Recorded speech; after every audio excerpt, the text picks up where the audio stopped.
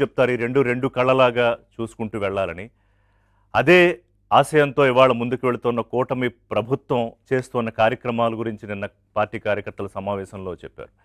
అంటే ఎప్పుడూ రాష్ట్రం అభివృద్ధి, పెట్టుబడులు, పరిశ్రమలు ఇవే ఆయన అంటే ప్రజల ఆకాంక్షలను మ్యాచ్ చేస్తూ ప్రయత్నంలో అప్పుడప్పుడు కార్యకర్తలతో కలుస్తూ ఉంటారు. అలా నిన్న కర్నూలు జిల్లా కార్యకర్తల సమావేశంలో మాట్లాడారు. అంటే మనం మహిళలకి ఏం చేస్తున్నాం, తల్లికి వందనము లేకపోతే స్త్రీ శక్తి, అలాగే యువతకి పెట్టుబడులు, పరిశ్రమలు, రైతులకి రైతు భరోసా, అలాగే గిట్టుబాటు ధరలు, ఇలా కార్యక్రమాలన్నీ సంక్షేమ కార్యక్రమాలు చెప్పి ఇవన్నీ మీరు ఇంటింటికి వెళ్ళి ప్రచారం చేయాలి కార్యకర్తలు. లేదంటే గొడ్డలి పార్టీ చేసే దుష్ప్రచారం, అంటే ఆల్రెడీ మొదలుపెట్టారు దుష్ప్రచారం. సో అది వాళ్ళు అదే పనిలో ఉంటారు. సో కనీసం మనం చేసే పనులన్నా చెప్పుకోవాలని చెప్పి ఇది మొదటిసారి కాదు, ఇంతకుముందు కూడా చెప్పారు. కానీ కార్యకర్తల విషయంలో పెద్దగా ఈ విషయంలో ఇబ్బంది ఉండదు. కానీ కొంతమంది ఎమ్మెల్యేలు, ఎంపీలు, నాయకులు, మంత్రుల విషయంలోనే అనేక సందర్భాల్లో ముఖ్యమంత్రి క్లాస్ తీసుకున్నారు. సో ఇప్పుడు సబ్జెక్ట్ అది కాదు. సరిగ్గా ముఖ్యమంత్రి ఏదైతే చెప్పారో అదే ఆల్రెడీ జగన్మోహన్ రెడ్డి ఆయన పార్టీ నాయకులు మొదలుపెట్టారు. మొన్న యువత, ఆ తర్వాత రైతులు, ఇప్పుడు మహిళలు, అంటే ఏవైతే ఈ కీలకమైన వర్గాలు ఉన్నాయో, అంటే కూటమి ప్రభుత్వం వీళ్ళని సంక్షేమం కోసం, వీళ్ళు సెల్ఫ్ సస్టైన్ చేయడం కోసం ఆలోచిస్తుంది. జగన్మోహన్ రెడ్డి వీళ్ళని ఓటు బ్యాంక్గా చూస్తారు. అందుకని వీళ్ళని రెచ్చగొట్టేస్తే, అంటే ఈ మూడు వర్గాలని ముఖ్యంగా మన దగ్గర మెజారిటీ ఇప్పుడు అధిక జనాభా దేశంలో యువతున్నారు. అలాగే ఆంధ్రప్రదేశ్కి ఒక వరం ఏంటంటే పెరుగుతున్న యువ జనాభా. సో వాళ్ళ కోసమే వాళ్ళ పరిశ్రమలు కానీ, పెట్టుబడుల ఆకర్షణ కానీ, నేను చాలాసార్లు చెప్తా, ప్రభుత్వం మీకు ఉద్యోగ ఉపాధి అవకాశాలు కల్పిస్తోంది, మీరు రెడీగా ఉండాలి. అది ప్రభుత్వం ఇచ్చే స్కిల్ ట్రైనింగ్లో నేర్చుకుంటారా, ఇంకోట కానీ యూ షుడ్ బి రెడీ ఆ అవకాశాన్ని అందిపుచ్చుకోవడానికని. కానీ ఇక్కడ జగన్మోహన్ రెడ్డి యువతను ఎలా రెచ్చగొడతారు? ఎప్పుడో అయిపోయిన డిఎస్సి తీసుకొచ్చి దానికి ఒక మళ్ళీ కులం యాంగిల్ అంటగొట్టి స్పోర్ట్స్ కోటాలో వాళ్ళకి ఇచ్చారు, వీళ్ళకి ఇచ్చారని చెప్పి ఏదో రకంగా రెచ్చగొట్టాలనే ప్రయత్నం. కోర్స్ అది సక్సెస్ కాలేదు. అనేక ప్రయత్నాల్లాగే అది కూడా సక్సెస్ కాలేదు. కానీ కుట్ర రాజకీయం మాత్రం జగన్మోహన్ రెడ్డి ఆయన పార్టీ నాయకులు ఆపడం లేదు. అదే చంద్రబాబు నాయుడు ఎప్పటికప్పుడు హైలైట్ చేస్తూ ఉండేది. ఎందుకంటే ఒకవైపున మనం పని చేసుకుంటూ వెళతాం, దాని రిజల్ట్స్ వస్తాయి.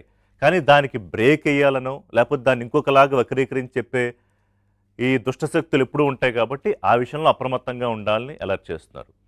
సో ఇప్పుడు ఏం జరిగినా ఒక కులం యాంగిల్ తీసుకురావడం మనంతా జరుగుతోంది అదే కదా. మీ కాలంలో ఏం చేశారు? 5 ఏళ్ల పాటు ఎన్ని ఉద్యోగాలు వచ్చాయి? అసలు ఎన్ని జాబ్ క్యాలెండర్ రిలీజ్ చేశారు? ఎన్ని పెట్టుబడులు తీసుకొచ్చారు? ఉన్న పరిశ్రమలనే తన్ని దరివేసిన పరిస్థితి కదా. సో అది గుర్తు చేసుకోవాలి. ఎందుకంటే ఒక షార్ట్ మెమరీ ఉంటుంది. ఆ షార్ట్ మెమరీ మీదే గేమ్ ప్లే చేస్తారు పొలిటికల్గా.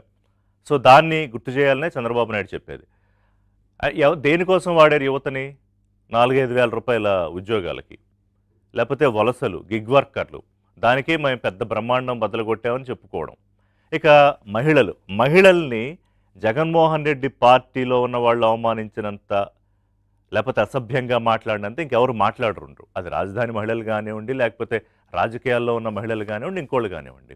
ఈరోజు ఈయన వచ్చేసి మహిళలకి ఏదో రుణాలని, లేకపోతే వాళ్ళ స్వయం శక్తి అని, అసలు మహిళలు స్వయం శక్తి లేకపోతే వాళ్ళ ఎంపవర్మెంట్ అనేది ఆలోచించిన చంద్రబాబు నాయుడే కదా రాష్ట్ర చరిత్రలో, రాజకీయాల్లో.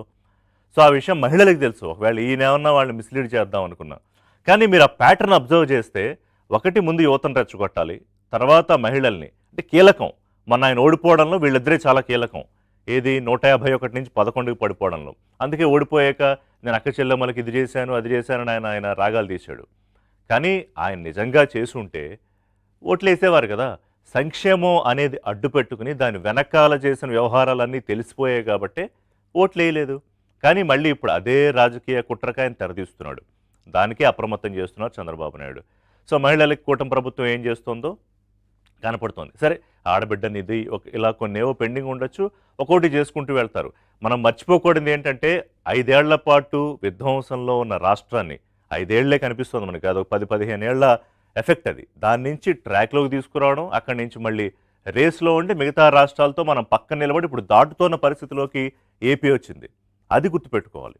సో రైతుల్ని ఎప్పుడైనా ఏనాడైనా మీరు రాజధాని రైతుల్ని గౌరవించారా?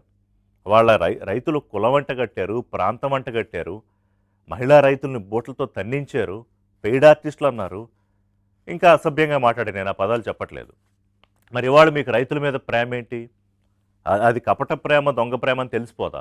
అంటే ఇవాళ కూటమి ప్రభుత్వంతో రాష్ట్రంలో ఈ సెక్టర్స్, ఇంకా మిగతావన్నీ ఉన్నాయి, నేను ముఖ్యమైనవి చెప్తున్నా. వీళ్ళు సంతోషంగా ఉంటే ఆయన చూడలేరు. ఎందుకని? వీళ్ళు సంతోషంగా ఉన్నంతకాలం ఆయనకి రాజకీయంగా మనుగడ ఉండదు. సో, మన కులం పేరుతో రెచ్చగొట్టండి అని ఓపెన్‌గా వాళ్ళ నాయకులకు చెప్తేనే కదా అందరూ కుల పార్టీలు, కుల సమావేశాలు పెట్టారు. సో, అలా ఏదో రూపంలో లా అండ్ ఆర్డర్ ప్రాబ్లమ్ అన్నా క్రియేట్ చేయాలి. లేకపోతే కులపరంగా ఏదో ఒకటి తీసుకురావాలి, మతపరంగా తీసుకురావాలి, లేకపోతే ఆయా సెక్టర్స్‌ని రెచ్చగొట్టాలి. బట్ ఇక్కడ ఒక గొప్ప విషయం ఏంటంటే, ఆంధ్రప్రదేశ్‌లో ఉన్న ప్రజలు, ఓటర్లు అంటలేను నేను, ఎందుకంటే ప్రజలు వాళ్ళు ఓటర్లుగా చూసేది కొంతమంది పార్టీలు.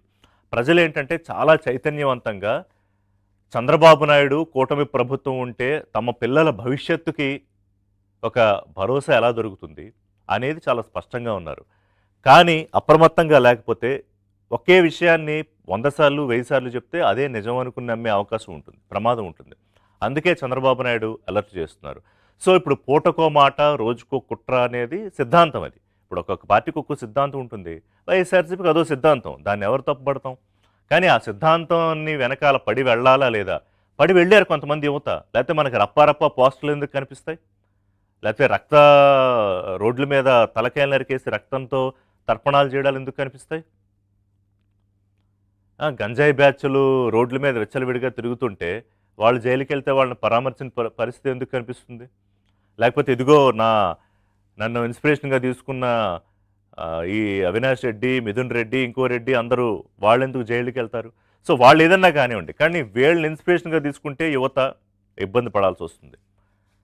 సో యువత, మహిళలు, రైతులు వీళ్ళని రెచ్చగొట్టడానికి వీళ్ళు చేస్తున్న కార్యక్రమాలు, కూటమి ప్రభుత్వం చేస్తున్న అభివృద్ధి, సంక్షేమం, ఇంకా ఎక్కడైనా చిన్న చిన్న గ్యాప్స్ ఉన్నాయా? ఇవన్నీ కూడా మాట్లాడదాం. ఒక బ్రేక్.